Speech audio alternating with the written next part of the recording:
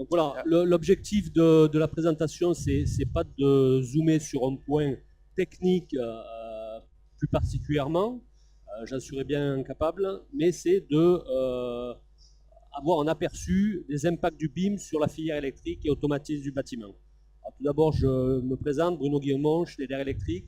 Je suis en charge de la veille stratégique et des développements, et en particulier au niveau développement du BIM. Donc on a réalisé depuis quelques années quelques projets, quelques partenariats avec Autodesk, et à travers l'étude des impacts du BIM sur la filière électrique et automatisme, on va parcourir un petit peu ces différents projets qu'on a pu faire ensemble. Donc pour switcher je crois qu'il faut que tu appuies avec la souris. Voilà.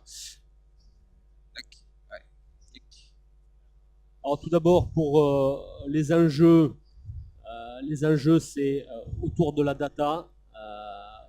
Bon, aujourd'hui, c'est vrai que la partie électrique et automatique du bâtiment, c'est encore un petit peu le parent pauvre, mais enfin ça bouge beaucoup, mais c'est un petit peu en retrait par rapport aux autres lots. Ça part de loin. Voilà, on part de loin, mais bon, déjà, d'ores et déjà, dans tous les projets, on retrouve à l'intérieur de la maquette numérique des équipements électriques, ne serait-ce que pour l'aspect dimensionnement, vérifier que les lots techniques sont suffisants pour accueillir tout le matériel, et puis après quelques caractéristiques liées à ces équipements. Sur la partie automatisme du bâtiment, très peu de projets prévoient de designer, de modéliser ce lot-là à l'intérieur de la maquette, mais ça commence. Et d'ailleurs, Schneider Electric, où on a lancé notre bibliothèque d'objets il y a déjà quelques années, 2-3 ans, qu'on a enrichi continuellement. Le mois prochain, on va mettre nos premiers objets d'automatisme du bâtiment dans cette maquette, dans notre bibliothèque. Alors, il faut dire que sur le lot électrique, ce qui freine un petit peu le développement plus généralisé, c'est le manque de sémantique derrière les datas, dont l'ensemble de la profession en a pris conscience. Si on veut de la fluidité entre la conception et la construction, puis entre des modèles génériques vers des modèles fabricants, eh bien, il y a un minimum de standardisation de la data qui est requis. Donc là, il y a deux projets, un au niveau du PTNB, propriété des objets BIM, APO BIM, mieux connu sous l'appellation expérimentation de la norme PPBIM. Donc là, ça regroupe des groupes de travail transverses avec architectes, bureaux d'études, installateurs, fabricants. Mais comme les fabricants électriques, effectivement, veulent prendre les devants au sein de nos organisations professionnelles, dont Gimelec pour grand tertiaire et industrie, et INIES pour petit tertiaire et résidentiel, nos organisations professionnelles, on travaille collectivement entre fabricants pour proposer à la filière des modèles d'objets génériques qui seront mis sur un portail dès janvier. Donc là, c'est un petit peu en avant-première l'annonce qu'on fait aujourd'hui. Et bien sûr, derrière, ça va permettre aux fabricants aussi de développer plus rapidement, avec plus de confiance dans l'avenir, leur bibliothèque sur la base de ces propriétés qui auront été définies par la profession. Enfin, sur l'aspect électrique, un point important et également qui est utile après en exploitation maintenance, on le verra plus tard, c'est les circuits électriques, effectivement, quelles charges sont connectées sur quel coffret, qui sont connectés sur quel tableau, etc. Donc là, on a un projet de bâtiment sur Grenoble, notre nouveau bâtiment sur Grenoble, où on avait des objectifs ambitieux sur le BIM, en tant que maîtrise d'ouvrage. Et puis, bon, quand on a récupéré le DOE numérique, on s'est rendu compte que finalement, on n'avait pas autant que ce qu'on souhaitait. Et donc, c'est dans ce cadre-là, donc dans le cadre de notre collaboration avec Autodesk, on a travaillé sur cette notion de circuit électrique où, comme dans beaucoup d'outils, des fois on n'utilise pas toutes les fonctionnalités disponibles dans l'outil. Donc là, c'est le cas avec Revit, et on a pu mettre en évidence qu'avec Revit, on pouvait avoir toute l'architecture logique du schéma d'installation électrique et du schéma d'installation des automatismes du bâtiment. Donc c'est ce qu'on vous propose à travers cette vidéo. Donc, Julien, peut-être puisque tu as été la cheville ouvrière. Voilà. Donc en fait, à l'intérieur de cette maquette qui était vraiment complète en termes d'implantation, de modélisation 3D, on s'est aperçu effectivement que la logique électrique n'avait pas été implémentée. Donc on s'était forcé de le faire. Et c'est typiquement l'objet de cette première partie où on est en mesure de venir en fait créer les connexions logiques entre les éléments. Donc ici par exemple, vous avez le tableau électrique, vous avez des canalistes et on est capable par exemple ici d'alimenter la colonne montante du canaliste via le tableau électrique, donc de créer en fait le circuit, la logique, et toutes les caractéristiques électriques vont être précisées au moment de la création du circuit. Donc on va pouvoir donner le rating, le calibre de la protection, on va pouvoir indiquer naturellement le repère, et pour terminer, préciser par quoi est alimenté tel ou tel élément. Donc ici en fait on avait notre tableau électrique qui est alimenté par le canaliste, qui lui-même est alimenté par le TGBT. Donc en fait, on est capable de créer toute l'infrastructure de câblage à l'intérieur de Revit de façon analogique, c'est-à-dire qu'on ne va pas modéliser le câble, on va simplement dire toi, tu es alimenté par toi, qui est alimenté par toi, et ainsi de suite, et enrichir en fait la maquette de toutes ces données électriques. Ces données qui ensuite vont servir de base pour le calcul de dimensionnement, pour la réalisation des schémas, etc. En fait, la maquette numérique est l'endroit où l'on va venir saisir l'ensemble de l'information. Donc on est vraiment dans cette logique du BIM, d'une localisation unique pour placer l'information. Donc là, on peut procéder naturellement de cette façon pour l'infrastructure entre les armoires. Ça fonctionne exactement de la même façon avec des terminaux. Donc là, on a un canaliste d'éclairage. Et vous voyez qu'on a un navigateur de système qui nous permet de retrouver toute l'infrastructure. Donc ici, on a notre TGBT qui alimente la colonne montante, qui alimente le tableau divisionnaire, qui alimente le canaliste, qui alimente ici une charge lambda. Donc cette charge lambda, par défaut, elle est de 1,5 kVA. Donc on retrouve les calibres, on a la charge qui est mono, donc qui vient sur une seule phase. Et en fait, ce qui est intéressant, d'abord sous cette forme de nomenclature, on retrouve toutes ces informations, mais on a une gestion dynamique, c'est-à-dire que vous voyez qu'ici, si on remplace les 1,5 kW par 10 kW, donc 10 kVA avec un cos phi-A1, immédiatement l'information est répercutée sur l'ensemble de la base de données. C'est-à-dire qu'on est capable de gérer avec ce biais tout le bilan de puissance à l'intérieur du logiciel. Donc là, on retrouve le même projet, mais beaucoup plus avancé. Donc c'est ce que disait Bruno. Donc là, c'est le modèle de Greenough Valley avec l'ensemble des éléments qui ont été implantés.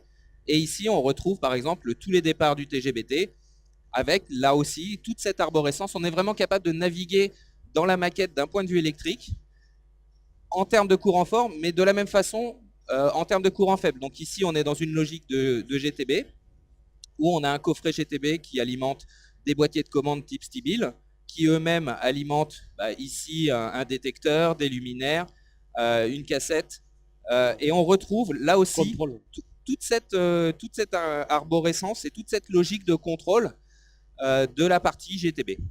Donc voilà, dans la même logique que pour l'ensemble des lots, en électricité, on est capable de venir apporter l'information, la stocker dans la maquette, de façon à ce qu'il puisse être exploité par la suite. Vas-y Bruno. Merci Julien. Je t'en prie. Alors effectivement, cet aspect, toute la logique de distribution électrique, de contrôle aussi des automatismes, bien sûr, c'est utile en phase conception-construction. En phase exploitation-maintenance, derrière, c'est également clé de savoir quel contrôleur de la GTB commande tel équipement. Et là, très facilement, on peut avoir tout le schéma et aller regarder l'équipement qui nous intéresse. Donc, si on revient sur l'aspect data, et dès qu'on aura cette sémantique apportée aux data, eh bien, on voit déjà qu'on a des logiciels qui viennent se greffer sur la maquette numérique, des logiciels électriques. À partir du moment où il y aura un minimum de data standardisée, à la fois les fabricants comme Schneider, mais aussi des éditeurs de logiciels comme Alpi et d'autres, vont pouvoir développer des fonctionnalités au-dessus. Des fonctionnalités pour la conception, hein, comme le dimensionnement rapide d'une installation électrique, des logiciels de simulation. On a déjà bien sûr de la simulation thermique grâce à la RT qui avait déjà fait un gros travail sur les datas, mais aussi simulation énergétique. On peut aussi greffer des plugins qui vont vérifier la conformité à un standard. Nous, en France, on a le standard électrique NFC 1500. On peut très bien imaginer derrière une vérification que le standard est bien implanté dans la conception qui est dans Revit. Ou bien un niveau de performance. On a une norme qui définit 4 niveaux de performance de GTB. Là, on est dans plus long terme, mais on peut imaginer effectivement des plugins qui viennent vérifier qu'on est bien au niveau de performance visé. Un point clé également, ce sera le passage entre des modèles génériques et des modèles fabricants. Vous savez qu'il y a tout un travail en France qui est mené sur les modèles génériques, c'est-à-dire des objets qui ne sont pas marqués d'un fabricant. Dans le cadre de la loi MOP, un bureau d'études peut avancer, prévoir un équipement, mettre des propriétés qui sont ses exigences, et ensuite, lorsqu'on va effectivement passer à une étape du projet où on va sélectionner le fabricant, effectivement, on va pouvoir rechercher sur les bibliothèques, sur les bonnes propriétés en fonction des exigences qui ont été rentrées par le bureau d'études.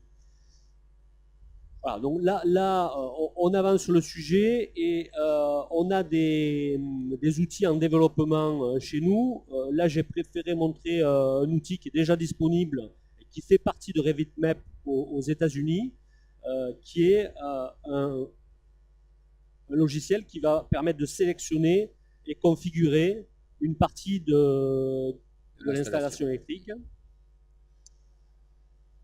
Donc là, on est dans le tableau et on va constituer son tableau en fonction de différentes cellules. Alors bien sûr, l'architecture NEMA et IEC est différente, mais on peut très bien le faire par exemple sur des tableaux moyenne tension, c'est ce qu'on travaille avec différentes cellules moyenne tension, interrupteurs, disjoncteurs, etc. Donc là, on sélectionne différentes cellules, on constitue son tableau. Ensuite, on peut aller chercher le transformateur, puis les relier par une canalisation électrique.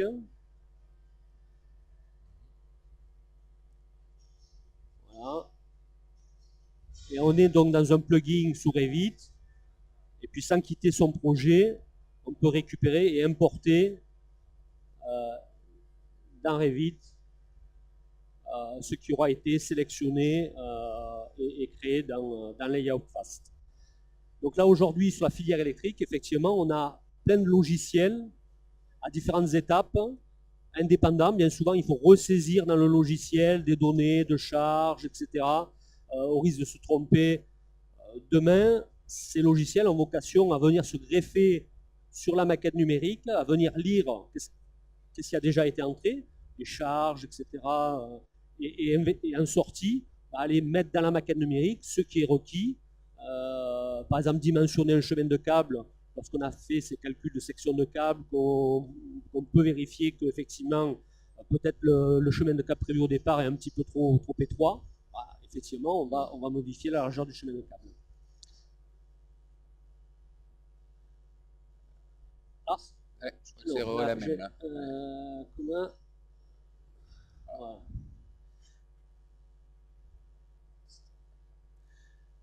Donc si maintenant on passe à l'aspect exploitation-maintenance, où on commence à avoir quelques expérimentations sur le terrain, alors avec quelques difficultés, hein, en particulier la manière d'obtenir une maquette d'exploitation. Idéalement, il faudrait qu'elle arrive prête à l'exploitation, mais bon, qu'est-ce qu'on constate? C'est qu'en fait, il y a beaucoup de données qui sont manquantes, en particulier sur les aspects équipements.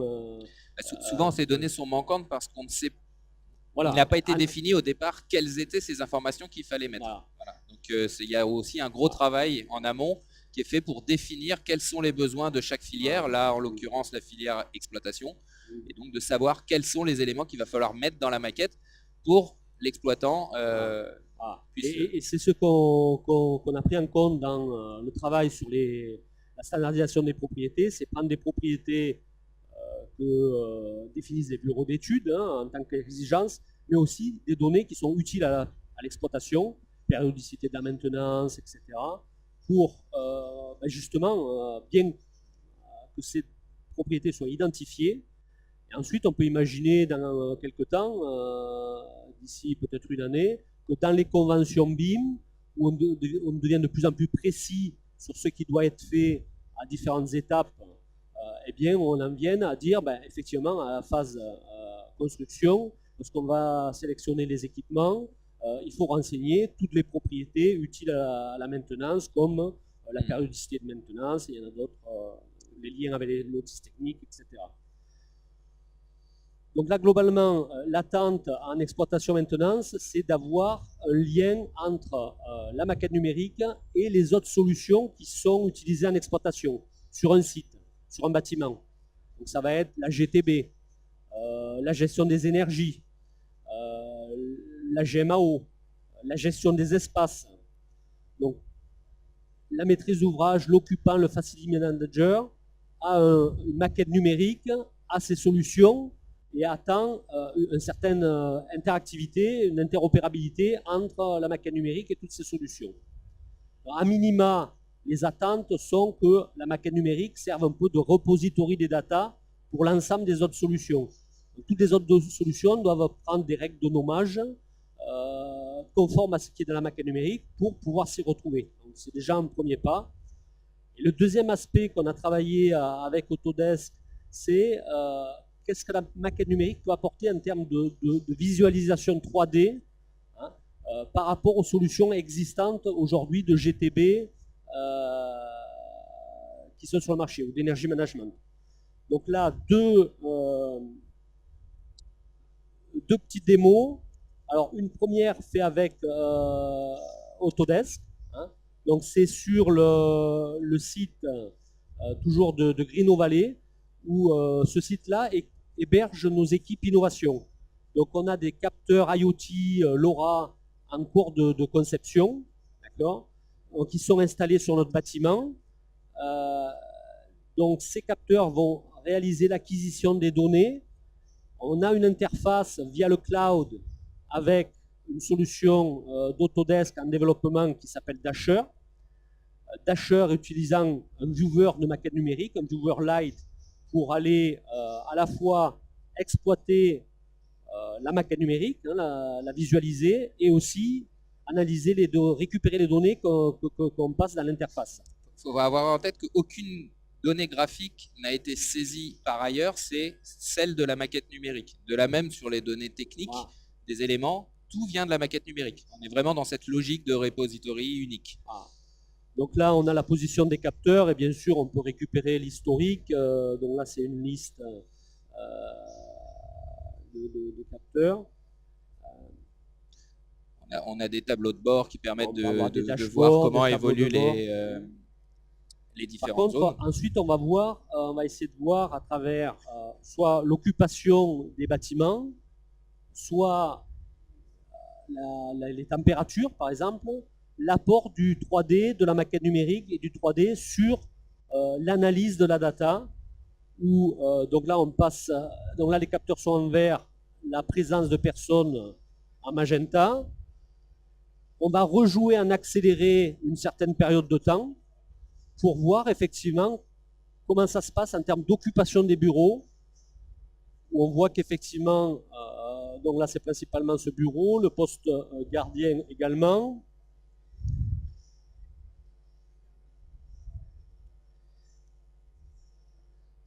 C'est de l'exploitation de la donnée graphique, technique, couplée avec des sensors qui permettent effectivement d'extraire des informations sur l'utilisation du bâtiment, d'avoir des analyses qui permettent effectivement de mieux comprendre comment le bâtiment est exploité, comment il est utilisé.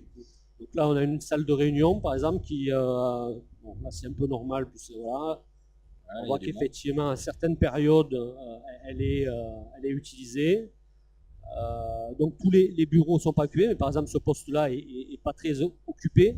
Donc derrière, en termes de services, on va pouvoir faire des services d'optimisation des surfaces, et ça, pour l'occupant, c'est important. Donc là, une autre démo sur les températures, où on a un code couleur en fonction de la température.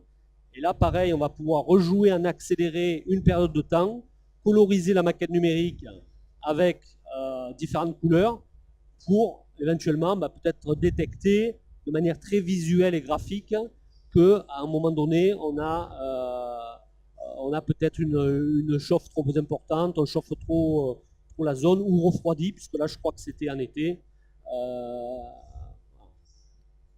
Et là, on mixe les deux, effectivement, température et présence. Et voilà.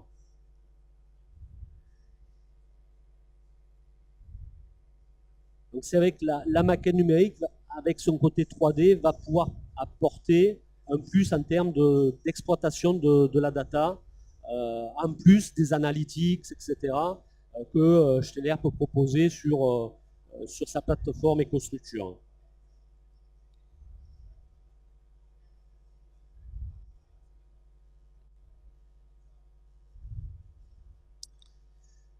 Et enfin, dernière présentation.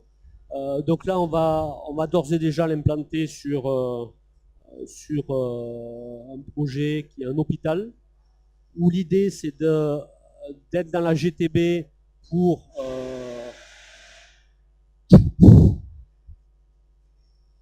on est dans la GTB pour comprendre le problème, et donc on a besoin de synoptiques, de schémas de fonctionnement.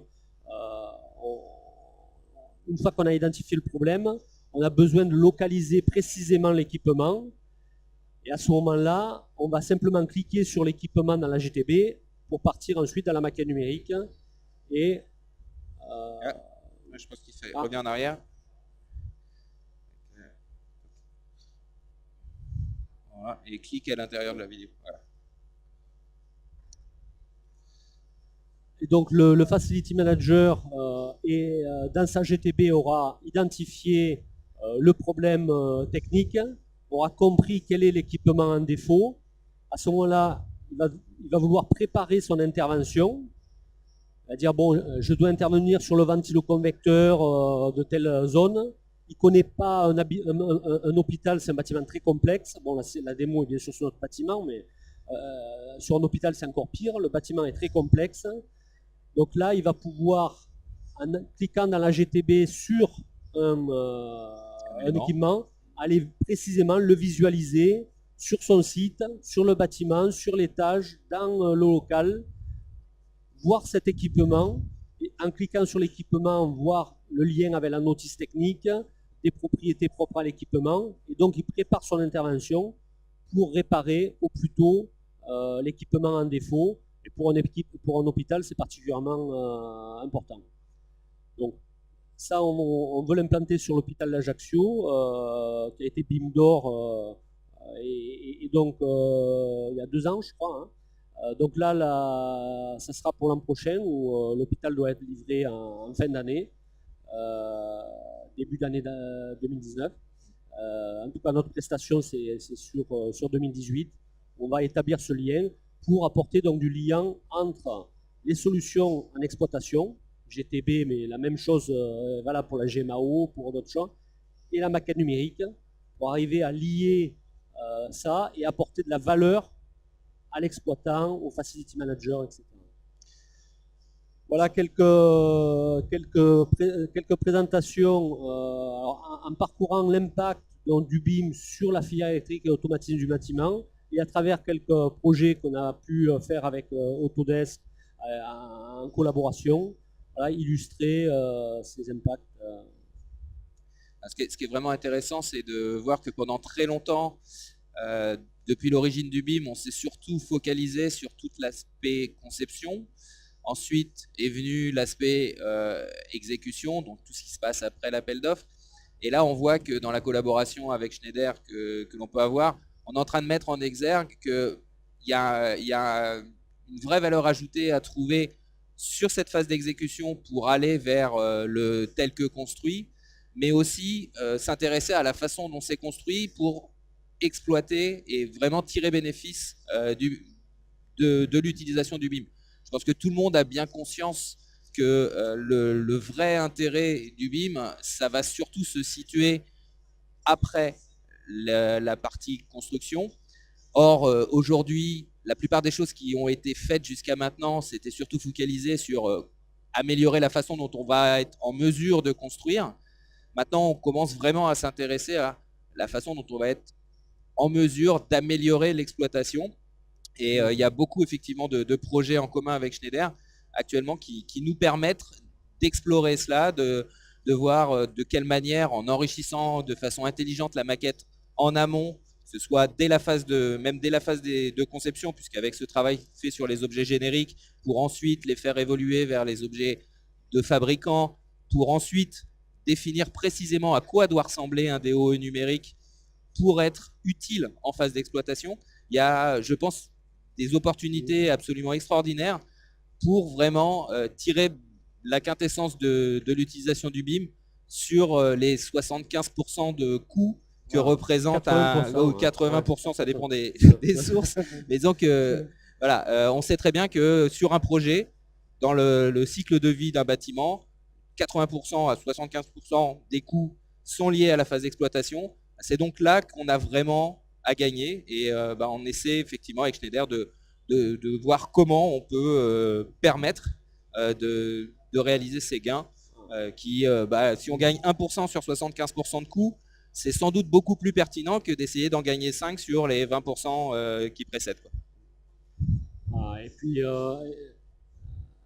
effectivement, derrière, une fois ces solutions liées un petit peu à la maquette, sans doute pourront émerger aussi de nouveaux services qui sont déjà là, mais qui prendront une autre dimension.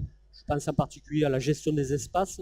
C'est clair qu'avec les solutions de Schneider, les analytics, aussi la visualisation, l'apport de la maquette numérique, on vient de le voir, en termes d'optimisation des surfaces derrière, ça sera beaucoup plus pertinent, efficace, une fois que les solutions existeront pour derrière proposer des services.